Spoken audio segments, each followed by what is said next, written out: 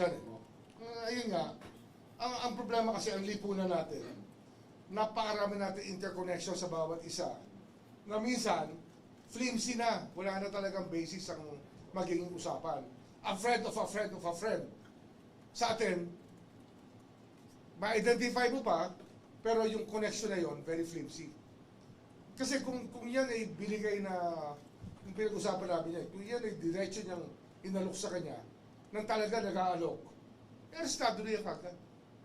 Wala eh, a friend of a friend, na hindi matibay ang basihan. Pero alam mo, may pinanggagalingan, pero hindi matibay, hindi tatayo eh. Hindi titindig sa kaso. Kaya hindi hinuli yan. Pero he learned this lesson there. Na marami talagang gusto makipag-usap, maraming gusto mag-go between sa society natin. That's how our society functions. Yung lipunan natin, ganoon talaga, di ba? Yung kaibigan ng kaibigan mo, ang sabi, maganda na bumili doon sa lugar na yon. Di lahat kayo bibili doon, di ba? Kasi yun talaga networking natin dito sa bansa.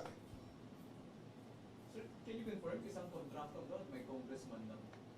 Hindi ko pwedeng manahin yan. Kasi hindi akong kausap. Basta pinag-usapan lang namin. Sabi ko nga sa kanya, basta ganyan, tingnan mo kung may opportunity, arrestuhin mo na. Kasi dapat dyan, kung talagang mayroong direct connection, arrestuhin mo na. Kasi ano na yan, bribery na yan eh. Corruption of public officers yan. Sir JC Cosico TV5.